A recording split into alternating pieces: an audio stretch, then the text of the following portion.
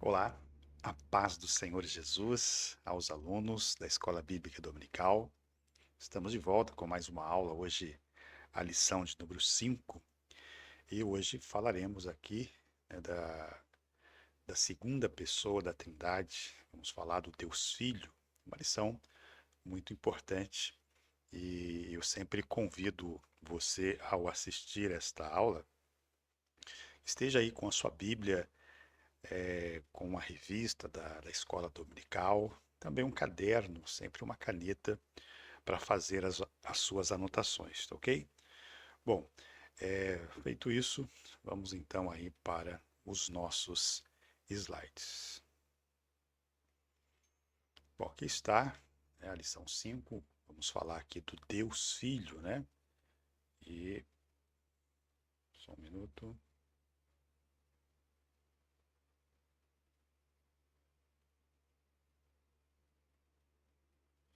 Bom, aqui está então nosso slide, lição de número 5.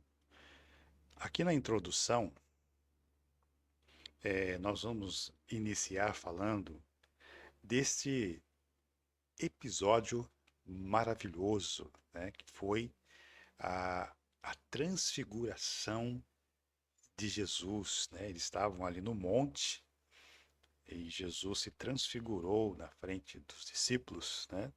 E esta transfiguração é, é uma das provas, além de tantas outras que temos, que comprovam então a divindade de Cristo. Então, o episódio da transfiguração é um dos momentos marcantes da revelação da glória do Deus Filho, exatamente por isso, né? Porque nós temos ali o próprio Deus testificando ali que Jesus é o Filho de Deus em quem ele tem prazer, né? Então, Jesus, a segunda pessoa da Trindade, é exaltado diante das testemunhas oculares, com aprovação explícita do Pai.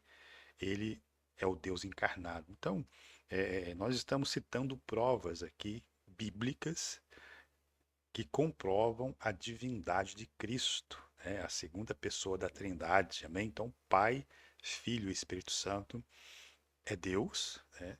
E cada uma destas pessoas, digamos assim, então, são Deus, né? O Pai é Deus, o Filho é Deus, o Espírito Santo é Deus. São três pessoas distintas que agem de maneira diferente, tá ok? Então, estamos comprovando aqui a divindade de Cristo, tá bom? Vamos lá.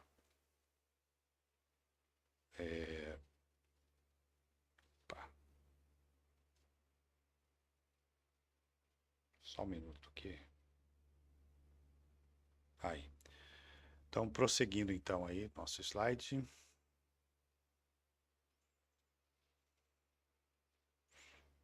Então, aqui no primeiro tópico, comprovando então a divindade de Cristo, então vamos falar aqui da concepção do Senhor Jesus. Foi um ato milagroso. A concepção virginal de Jesus foi um ato milagroso, né? Seria concebido pela ação do Espírito Santo. Então, nós temos aqui a comprovação da Trindade, né? O Pai, a presença de Deus, a ação do Espírito Santo, né? E o nascimento, né, virginal de Cristo. Então, nós temos aí a confirmação do Pai, do Filho, do Espírito Santo. Nesta ação, neste evento que está ocorrendo aqui, nós temos então a participação do Deus Pai, o Deus Espírito Santo e o Deus Filho. Amém, irmãos? Então, e o texto aqui, onde o Senhor Jesus fala, o anjo Gabriel, na verdade, fala com Maria, né? Descerá sobre ti o Espírito Santo e a virtude do Altíssimo te cobrirá com a sua sombra. Lucas 1:35, a parte A. E esta sombra aqui, irmãos, simboliza a presença de Deus. Quando nós olhamos lá para o Antigo Testamento, aonde o povo estava caminhando lá no deserto, rumo à terra prometida, a Bíblia diz que durante o dia uma nuvem cobria o povo, né, para protegê-los ali do sol causticante no deserto. Então aquela nuvem fazia sombra certo? Então aquela nuvem simbolizava a presença de Deus no meio do povo. Amém? Então, quando a nuvem parava, o povo parava, acampava. Quando a nuvem levantava e caminhava, o povo caminhava. Então, esta nuvem aqui simbolizava a presença de Deus. Salmo 91 diz, né? Aquele que habita no esconderijo do Altíssimo, a sombra do Onipotente descansará. Então, esta sombra que simboliza a presença de Deus, ela cobre ali Maria com sua presença, né? E o Espírito Santo, então, introduz de uma maneira miraculosa, né? É, fazendo com que o Senhor Jesus fosse, então, introduzido, né? Aí no ventre de Maria. Amém? Glória a Deus por isso. Que maravilha, né, irmãos? Então, é, a presença poderosa de Deus repousou sobre Maria, certo? De modo que o menino concebido pelo Espírito Santo seria chamado Filho do Deus Altíssimo. Olha que maravilha, né? Então, observa-se nesse evento a manifestação da Trindade, o Pai, o Filho e o Espírito Santo. Que maravilha, né, irmãos? Glória a Deus por isso. Prosseguindo, o Senhor Jesus Cristo é desde a eternidade o único Filho de Deus, que possui a mesma essência. Quando nós dissemos que ele é o unigênito do Pai, é o único da mesma espécie. A palavra quer dizer isso, exatamente isso. Unigênito, o único da mesma espécie. Amém, irmãos? Então, o Senhor Jesus Cristo é desde a eternidade o único Filho de Deus e possui a mesma essência, certo? E substância. Então, no princípio, ele era o Verbo estava com Deus e o Verbo era Deus. Então, quando a gente fala de eternidade, é um espaço sem tempo. Amém, irmãos?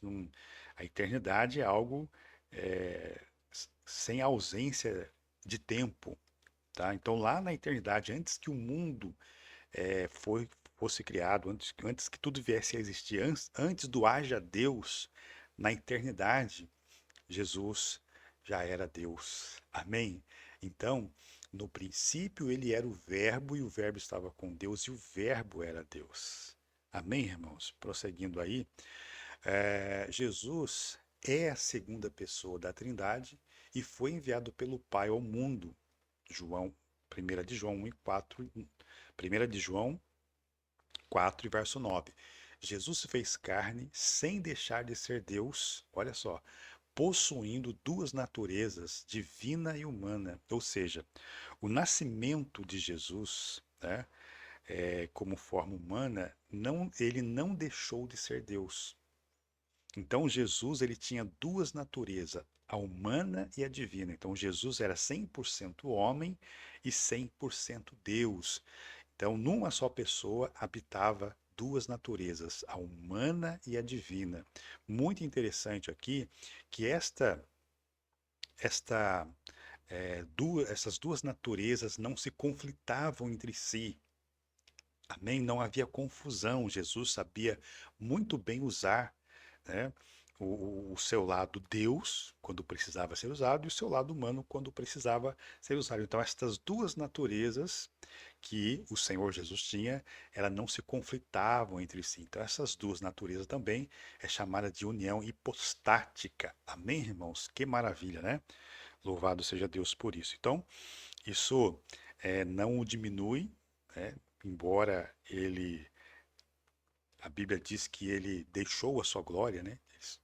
Para que viesse ao mundo, assumir a forma de servo, a forma de filho, para que pudesse então resgatar a humanidade perdida. Amém? Prosseguindo aí. Bom, Jesus, ele possui todos os atributos da divindade. Então, Deus Pai, Deus Filho, Deus Espírito Santo, ele possui todos esses atributos, né? Que se os atributos divinos que são a eternidade, imutabilidade, onipresença, onisciência e onipotência, né? Então, eternidade, imutabilidade, onipresença, onisciência e onipotência. Então, Jesus não teve começo, pois ele é eterno. Lembra que eu falei da eternidade, que É um espaço sem, sem começo e fim, né? O fator tempo não existe na eternidade. O tempo foi criado depois pelo próprio Deus. Amém? Mas até então, não havia tempo. Dentro da eternidade não tem tempo, não existe tempo. Então, por isso, quando falamos da eternidade, não teve começo e não teve fim. Jesus declarou sua presença universal, né, na sua onipresença. É o único que pode estar em todos os lugares ao mesmo tempo. Jesus, ele pode estar em todos os lugares ao mesmo tempo. Isso é a onipresença. A onisciência, Jesus conhece todas as coisas, né? Inclusive nossos pensamentos. Ele é o único que pode, que tem condições, é o único que consegue é, saber o que nós pensamos. Amém, irmãos? E a onipotência. Nada é impossível para Jesus. A onipotência é o único que tem todo o poder nos céus e na terra. Então, esses atributos, ele é cabível ao Deus Pai, ao Deus Filho e ao Deus Espírito Santo. Amém? Então, a Trindade em si, todos eles desfrutam desses atributos divinos aqui. Amém, irmãos? Prosseguindo, então, nós aprendemos aqui no primeiro tópico que a concepção virginal e os atributos divinos de Jesus revelam que ele é Deus desde a eternidade e possui a mesma essência do Pai. Glória a Deus por isso. Prosseguindo então, aqui no tópico 2, falaremos da centralidade do Deus Filho. Vamos lá. Pedro, Tiago e João acompanharam Jesus até um alto monte. A Bíblia não cita o nome desse monte. A tradição vai dizer que era o Monte Tabor, né? Mateus 17, verso 1. Neste local, Jesus transfigurou-se diante deles, e o seu rosto resplandeceu como o sol, e as suas vestes se tornaram brancas como luz. Então, neste evento aqui, nós aprendemos muita coisa, né? Muitos mistérios aqui divinos são revelados aqui neste evento que está acontecendo aqui, tá ok? Prosseguindo aí. Bom, o verbo transfiguração é a tradução do grego metamorfo, que no português é metamorfose, uma transformação. Jesus revelou temporariamente a glória da sua natureza divina. Olha que maravilha, né? No Monte da Transfiguração, Jesus se transfigurou, mostrando ali a sua glória, né? A sua natureza divina se transpareceu ali na frente dos discípulos, com aparência resplandecente. Então, um vislumbre do Cristo pós-ressurreto e glorificado. Amém, irmãos? Que maravilha, né? Bom, prosseguindo aí então. Então, a transfiguração, explicando aqui, né, a transfiguração, ela foi uma confirmação da união das duas naturezas, a humana e a divina, né? Porque quando Jesus se transfigura ali, né, ele assume ali a sua glória divina, certo? E logo, quando Jesus volta, né, ao normal, ele então aparece aqui no seu corpo humano. Então, aqui na transfiguração, é uma confirmação da união das duas naturezas de Cristo, a humana e a divina, duas naturezas em uma só pessoa.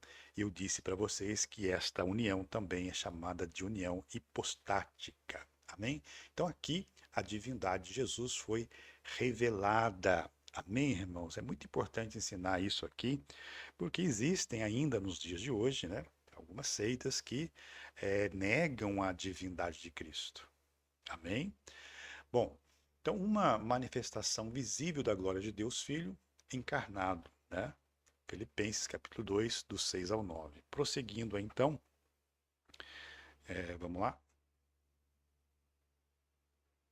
Bom, Moisés aqui representa a lei. Ele é o mediador da antiga aliança, o legislador do povo hebreu, conforme Êxodo 24, 7 e 8. A sua presença indica toda a lei apontava para Cristo. Então, eu falei que neste evento aqui a gente aprende muita coisa, né?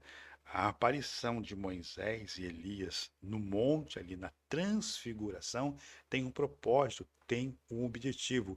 Um deles é mostrar, né, que Moisés representava a lei, certo? Que ele era o mediador da antiga aliança, lá no passado, amém? E ele era o legislador do povo hebreu.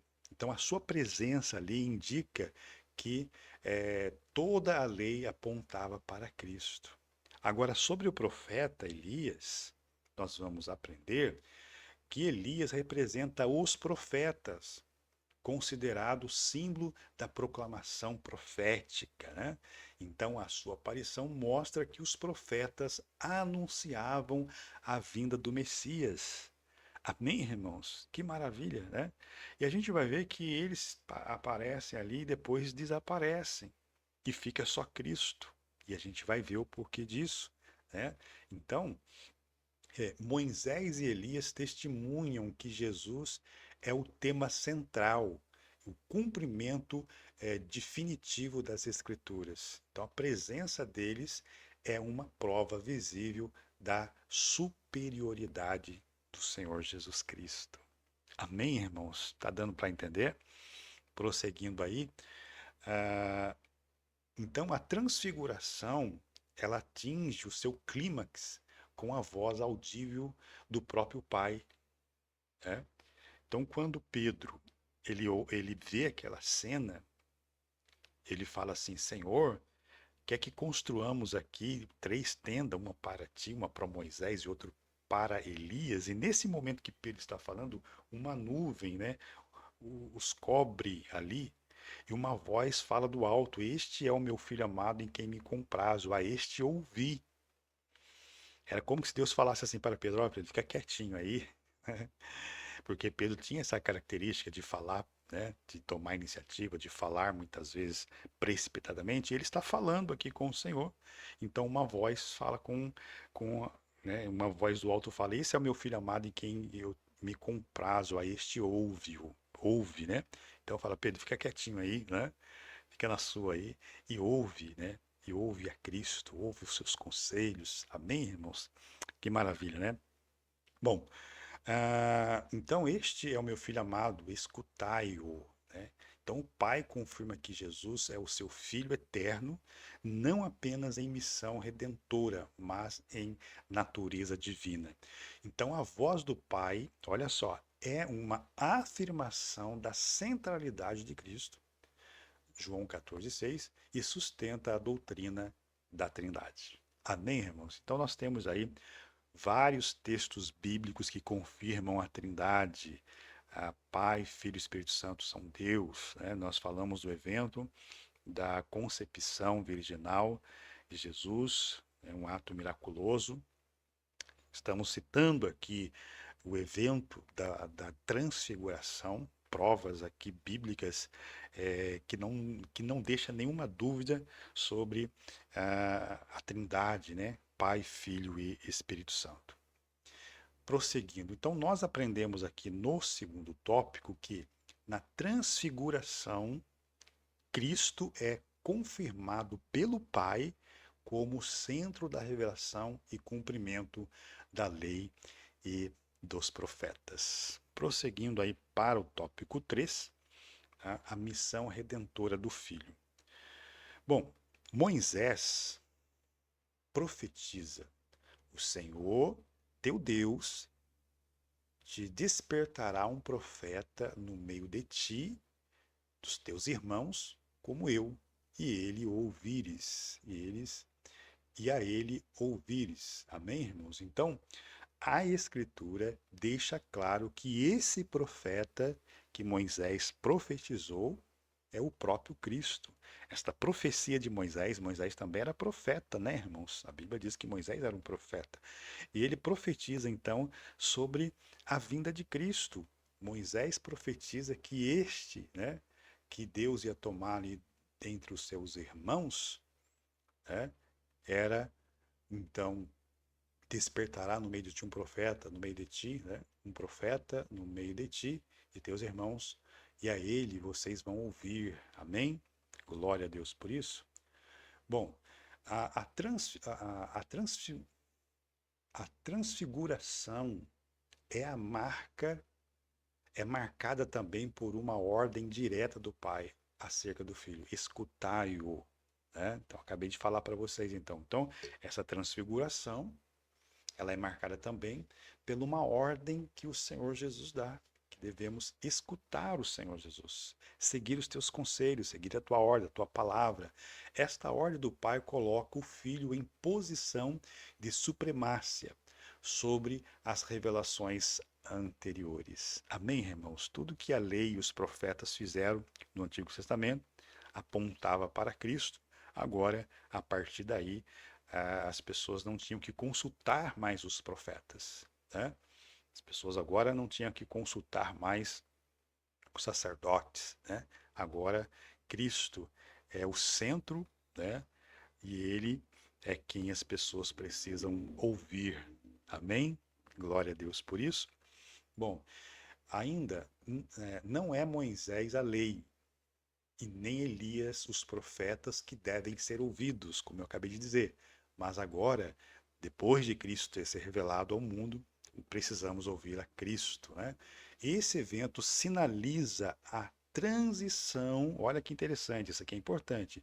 Esse evento sinaliza a transição entre a antiga e a nova aliança, centrada na pessoa do Filho. Então, essa revelação, essa transfiguração onde aparecem Moisés e Elias, Moisés representando a lei, Elias os profetas, mostra ali esse momento de transição. Eles fizeram a sua parte, agora que Cristo se manifestou, tudo tem que ser através dele e por ele e para ele. Amém, irmãos? Glória a Deus por isso. Então, logo, negar a Cristo é ignorá-lo ou relativizar sua voz é rejeitar a autoridade de Deus. Olha que interessante. Então, negar a Cristo ou ignorá-lo, ou relativizar, né, a sua voz é rejeitar a autoridade de Deus. Quem tem o Filho tem a vida, e quem não tem o Filho de Deus não tem a vida. Pastor, o que que eu faço para ter Jesus? O que que eu faço para ter Deus na minha vida? É muito simples e fácil. É somente aceitá-lo como o único e suficiente Salvador da sua alma. Amém? A palavra de Deus diz que com a boca confessamos e com o coração cremos que Jesus é o Senhor. Maravilha? Prosseguindo aí, então. Bom, após a visão do Cristo transfigurado, né, irmãos, e até um debate sobre esta aparição de Moisés e Elias, foi real, estiveram fisicamente ali, né? E o próprio texto vai nos responder aqui, né? Após esta visão, então Moisés e Elias aparecem ali em forma de uma visão, amém? Então, isso é muito importante, porque a própria Bíblia dá esse resultado para nós. Então, após a visão do Cristo transfigurado, a Bíblia declara, certo? Erguendo ele os olhos, ninguém viu senão a Jesus. Essa afirmação encerra uma verdade fundamental. Cristo é absolutamente o único exclusivo na obra da redenção. Amém? Glória a Deus por isso. Ela passou essa transição da lei, né, para a graça, né? E Jesus, então, ele assume essa responsabilidade da redenção. Ele não ia precisar do Elias, ele não ia precisar de Moisés, né? Mas, então, esta afirmação encerra uma verdade fundamental. Cristo é absolutamente o único e exclusivo na obra da redenção. Amém, irmãos? Então, toda a Escritura aponta para Jesus. Amém? Por isso, então, todos os acontecimentos, os rituais que se faziam lá no Antigo Testamento, na preparação do animal, sem mancha, sem defeito, então tudo aquilo ali apontava para Cristo. Toda a Escritura, ela apontava para Cristo. Jesus não é meramente um profeta, ele é o Deus revelado. Amém, irmãos? Então, existem algumas seitas por aí que só vê o Senhor Jesus como um profeta, somente um profeta, mas não vê divindade nele, tá ok? Então, ele é Deus revelado. o resplendor da glória divina, né? Ele é o único mediador. Então, o sacrifício de Jesus é plenamente suficiente para reconciliar o pecador com Deus. Maravilha? Bom, e aí nós temos então que a presença de Moisés e Elias cessou. Amém? Diante da sua majestade, toda figura da antiga aliança se desfaz, somente Jesus permanece. Que maravilha, né, irmãos? Que aula maravilhosa, né? Então aí nós temos que a revelação da glória do Cristo ressurreto foi também um evento pedagógico para os discípulos. Então nós estamos extraindo muitas coisas interessantes da transfiguração, ali no Monte da Transfiguração, né, irmãos? E aí então nós estamos aprendendo também que a revelação da glória de Cristo ressurreto foi também um evento pedagógico para os discípulos. Por quê? A experiência os fortaleceu para o futuro sofrimento de Jesus. Amém? Pedro, quando escreve a sua carta, ele vai citar que nós mesmos vimos a sua glória, né? Foi muito bom nesse momento, porque Pedro, ao escrever a carta, ele está falando de algo que ele viu, ele visualizou, ele até citou umas palavras lá no evento, né? Então, a revelação da glória de Cristo ressurreto foi também um evento pedagógico para os discípulos. A experiência os fortaleceu para o futuro, né? Sofrimento de Jesus. Vamos lá.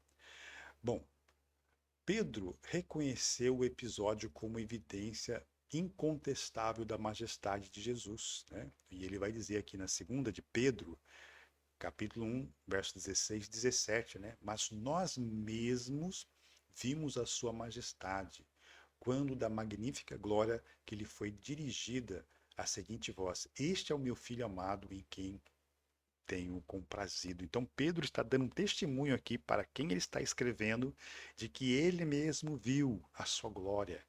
Ele ouviu a voz do Pai dizendo: Esse é o meu filho que me compraz. Oh, aleluia! Glória a Deus por isso, né, irmãos? E quando a gente fala nisso, a gente sente realmente aqui a presença de Deus. Que Deus maravilhoso, né? Louvado seja Deus por isso. Bom, nós aprendemos aqui então no tópico 3 que Cristo é o único mediador e salvador, tá? Não existe outro, tá?